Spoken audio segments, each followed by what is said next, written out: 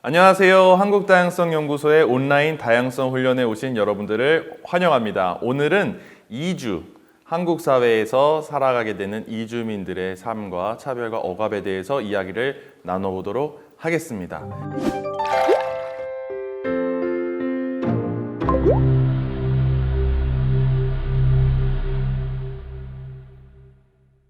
일부에서는 이주민 중에서도 이주 노동자나 이주 결혼 여성 그리고 난민이 우리 사회에서 각각 어떤 차별과 억압을 갖게 됐는지 그리고 한국 사회의 인종 차별에 대해서 이야기해보는 시간을 갖도록 하겠습니다. 먼저 자기소개 한 번씩 부탁드릴게요.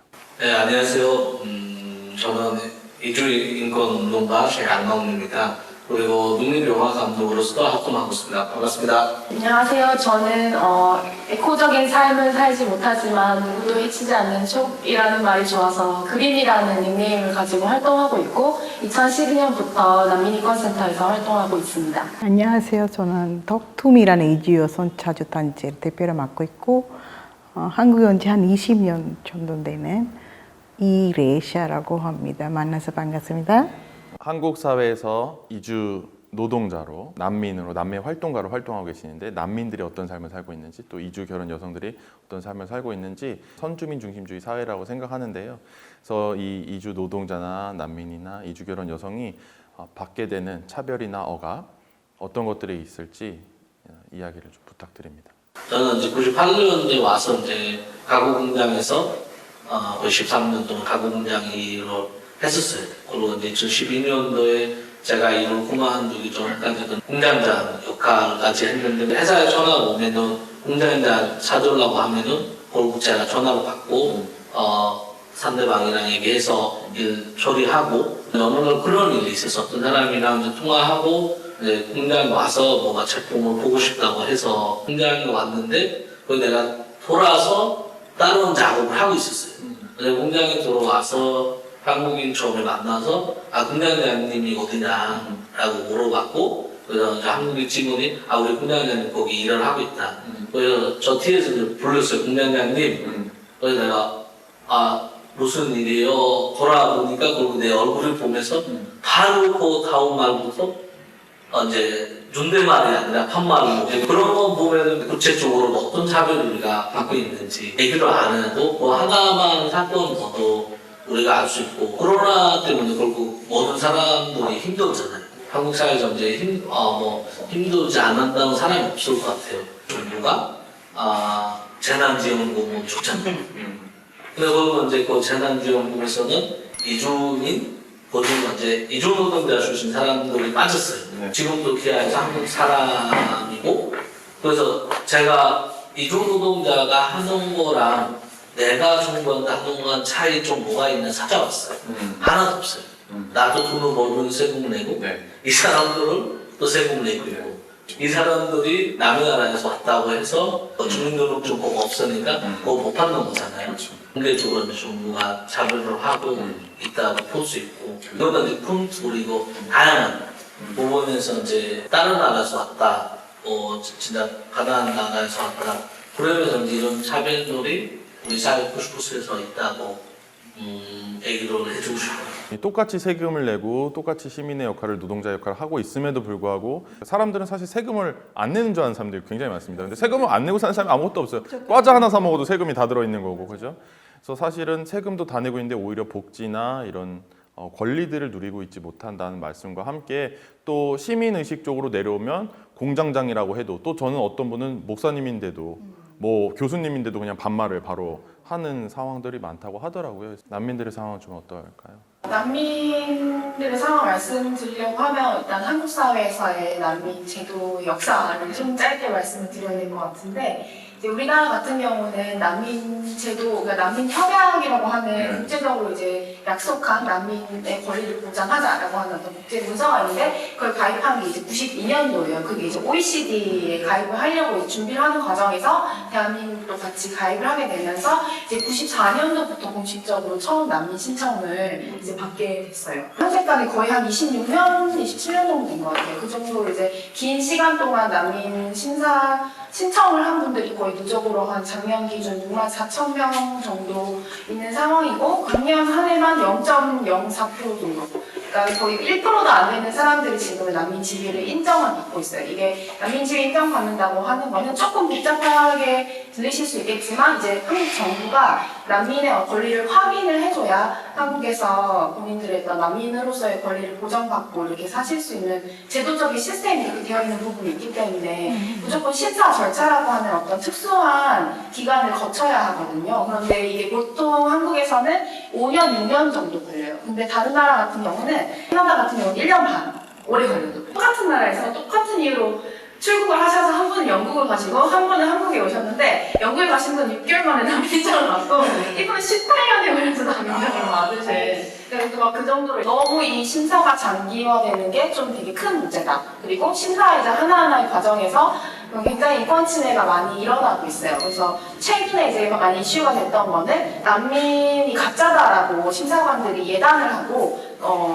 이 사람들이 하지도 않은 말을 인터뷰 면접 조서에다 이렇게 적은 거예요. 그래서 나는 난민이 아니다. 나는 한국에 돈을 벌러 왔다. 라고 본인들이 말도 하지 않았는데 심사관들이 그렇게 가짜로 적은 거죠. 어마어마한 사람들이 거의 심사를 제대로 못 받고 있는 그런 상황이라고 보시면 될 것 같고요. 심사 과정뿐만 아니라 이 심사 과정에 삶을 살아가시잖아요. 한국에서 뭐 5년, 6년 또는 길게 아까 20년 뭐 이렇게도 어쩔 수 없이 동국에 이제 밖의 상황을 위해서 돌아갈 수 없는 분들이 많이 계시니까 인간으로서 이제 보장을 받아야 하는 처우 권리가 지금은 저는 거의 전무한 상황이에요. 왜냐하면 법무부의 어떤 기조 자체가 이 사람들은 난민 신청을 가짜로 하는 것 같다. 그러니까 가짜를 자연해야 된다. 약간 이런 기조가 많기 때문에 어떻게든 신청을 이제 막으려고 하는 거죠. 신청을 막으려고 어떻게 생각을 하냐면 이 사람들의 최대한 이 처우 권리를 보장을 해주지 않는 방법이에요. 그러니까 체류 기한도 3개월씩 끊어서 주는 거예요. 1개월씩 끊어서 주면서 이제 고통을 주는 거죠. 그리고 당연히 노동할 권리도 무조건 다 주는 게 아니라 굉장히 예외적으로 따로 이제 허가를 받아야 되는 거예요. 근데 지원금도 안 주는데 일도 못하게 하면은 뭘로 살라는? 네, 그러니까 이제 출국해라는 거죠, 사실. 그냥 나가라는 뜻이 있는 거예요. 네, 암묵적으로. 실제로는 그러면 어떻게 버텨야 되나요? 지원금도 주지 않고 노동도 못하게 하는데, 그럼 그 기간이 뭐 수년에서 20년까지도 간다고 했는데, 그럼 그 기간 동안에 어떻게 살고 계시나요?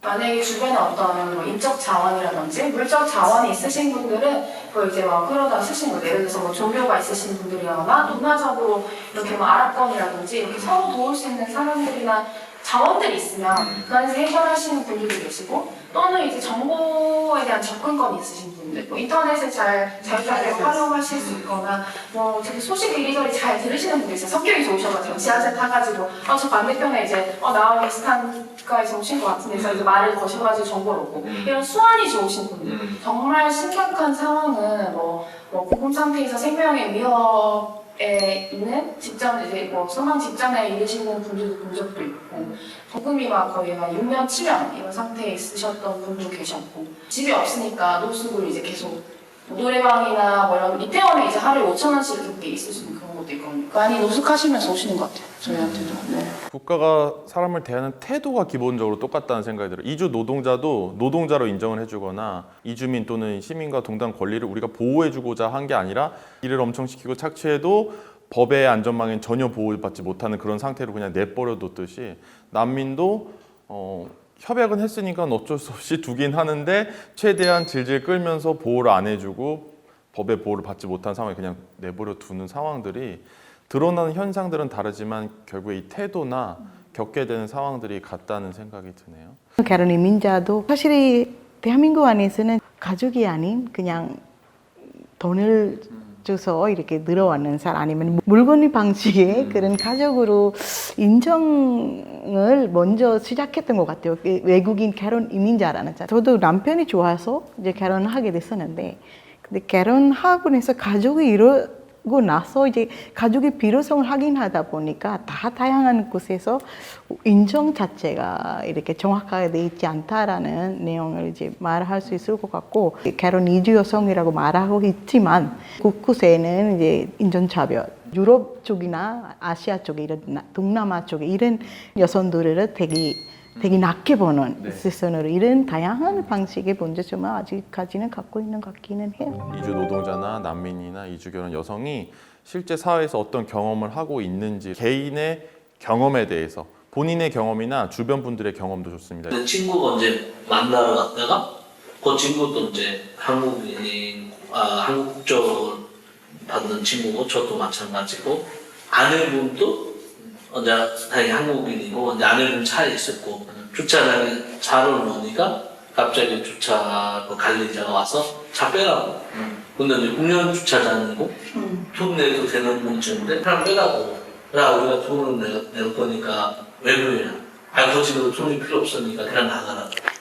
그래서 오씨 이거 어떻게 해야지 해가지고 그래서 이제 둘이 이제 다 얘기를 하고 있으니까 친구 와이프가 나가니까 갑자기 반드시 남자 2명 들고 놀래? 그런 식으로 얘기를 하고 그래서 이제 제 친구가 이제 걔가 조금 화가 나고 자기 와이프한테도 모욕감 줬으니 그리고 저는 이제 중간에서 경찰 불러라. 근데 여기서 재밌는 일이 뭐냐면은 경찰이 왔어요. 경찰이 오니까 그러고 이제 내가 내 아는 사람이라고 생각을 했다. 거짓말. 네, 거짓말을 해서 그렇게 이제 한번 이제 경찰이 어떻게 하냐. 그럼 우리가 이제 신고하겠다.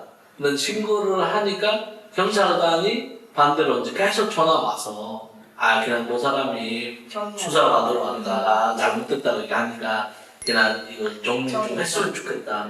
그래서 이제 경찰관도 그런 일들이 하려고 하지 않고 있고. 그래서 그 상황이 되게 당황스럽죠. 친구들한테 얘기 들어도 그런 일들이 저는 뭐 지하철에 서 있었는데 지나가면서 부딪히면서 왜 눈 똑바로 하고 다니다. 근데 자기는 서 있었어요. 그래서 억울해가지고 그냥 서 있는 사람은 어깨빵 하고 가더니 왜 째려보냐면서 저도 지하상가에 이제 물품을 사러 갈 때가 이제 있잖아요, 자주. 마음에 드는 옷이 있으면 이제 골라서 거울 앞에서도 놓고 하는데 그 가게 주인이 칙 하는 거예요. 그냥 내가 만지니까 나에만 따라다니면서 그거 이제 정리하는 거예요. 근데 자꾸 그릇을 찝찝하잖아요. 그래도 이제 물건이 살려고 가는데 하나가 마음에 안 들어서 이제 안 사는. 옷걸이 다 빼고 왜 갖고 왔냐라고 반말을 이제 하는 거예요. 근데 이제 저도 똑같은 돈이 안 사요라고 했더니 빨리는 거예요. 너무 이제 저도 이제 감동적으로 되게 화가 나가 있었던 상태에서 저도 이제 말해서 이제 일이 끝나서 경찰 불렀는데 똑같더라고요. 상황이 내 편이 되는 거 아니라 거기 앞에 있는 사람이 그거 설명해도 그거 되게 정리하려고만 하지만 이게 외국인이니까 그냥 봐주세요 이런 쪽으로 얘기하더라고요. 외국이니까 봐줘야 되는 이유가 아니라 사건이 이렇게 확인해서 이렇게 도움을 줬으면 되는데, 그래서 가능수로 아까 얘기한 것처럼 존민들로 갖고 있는 국가 국민이라는 인정을 받고 있나? 그런 차별 상황들이는 너무나 이제 되게 안타까운 점이 같아요. 되게 공감이 되는 게 제가 만나는 난민분들 얘기 들어보면 그래서 꼭 난민이어서가 아니라 결혼 이주 여성이어서가 아니라 이주 노동자여서가 아니라 그냥 그런 분이 가진 다른 정체성, 지역이라든지 뭐 어떤 종교라든지 해서 어떤 분이 히잡을 쓰고 계셔야 되는데 히잡을 벗어야지 일을 시켜주겠다고 협박했던 사례도 있었고, 아프리카에서 왔다니까 자꾸 음식을 누가 갖다 주더래요. 처음에는 그래 좀 뭐 자기를 좋게 봐주니까는 주시는 거긴 했는데 계속 음식을 갖다 주니까 기분이 나쁘더래요. 그래서 나중에 그냥 미국에서 왔다 이러니까 음식을 그 다음부터 안 갖다 주고 친구가 이제 나이키 매장 갔어요. 가서 이제 나이키 운동하러 벌써 불안한데요? 네, 이제 월드컵 때인데 그 친구는 이제 한국말이 잘 몰라요. 그래서 이거 계산을 하려고 하니까 사장이 안 된다고. 계산하려고 했는데 안 된다고? 안 된다. 그러면 외국인 노동자니까 이 돈으로 써도 되냐. 그래서 전화 오고 좀 얘기 좀 해주라고. 나는 무슨 일이죠? 이게 아니 우리나라 왔으면 인도에서 돈을 벌고 있는데 나라의 부모님한테 보내야지 돈을 아껴야지 그런 건 보면은 한국이 되게 한국 사람들이 되게 정이 있고 그런 거 넘쳐 못 사게 하는 거는 상상도 못 했는데 불법으로 살고 싶은 사람 없지 않습니까? 저 미등록이라 하고 있지만 불법으로 내버려 두는 거죠.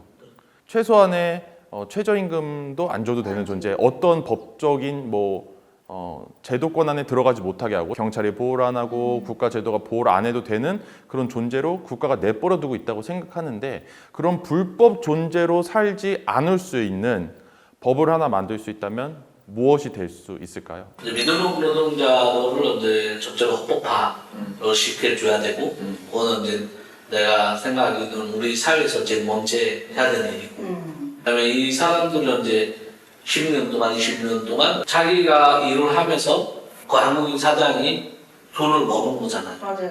그 노동자들이 우리나라에 한국은 이제 밑바닥에서 일을 하기 때문에 보상을 해줘야 된다. 두 번째는 이제 한국에는 이제 고용하지 않은 제도를 통해서 16개 나라의 사람들을 오고 있어요. 근데 이 사람들은 이제 중국 이주민 13%가 돼요.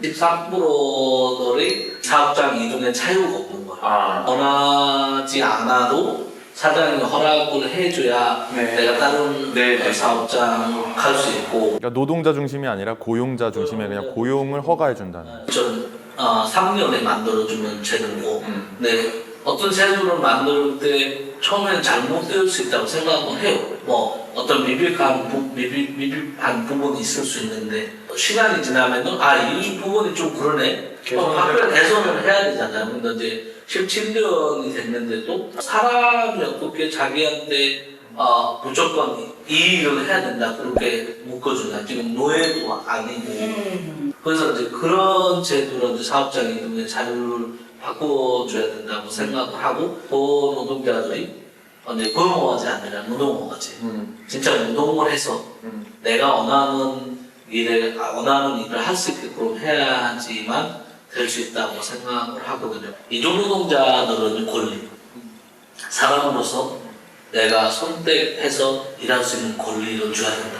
그래서 비자 문제를 해결해서 불법적인 존재로 만드는 것이 아니라 미등록 이주 노동자를 등록할 수 있게 비자 문제 해결해 줘야 되고 그다음에 고용 허가제를 노동 허가제로 바꿔서 노동자 중심으로 노동을 안전하고 또 내가 원하는 직장에서 폭력적인 곳들일 수 있을 수 있는데 그런 사업장을 바꿀 수 있도록 해야 한다. 난민들에게도 어떤 법이 하나 바뀐다면 더 제대로 된 심사를 받을 수 있고 또 심사 기간 동안 사람다운 삶을 살 수 있을지 그 한 가지 법을 바꿀 수 있다면 무엇이 되면 좋겠는지를 좀 여쭤볼게요. 제가 이제 난민인권센터에서 활동하면서 정말 오만 그 사례들을 다 만났는데 똑같은 공무원이 있었는데 그러니까 이 사람한테는 오전에는 기분이 좋았던 거예요. 그래서 이 사람한테는 체류기간을 1개월을 주고 이 사람한테는 일주일을 주는 거예요. 그래서 도대체 기준이 뭐냐고 결국 그 공무원은 기분에 따라서 이렇게 바뀌는 거예요. 그래서 이게 문제가 이 약간 출입국 관련, 이주민 관련 법 자체가 되게 공무원의 제한선이 넓어서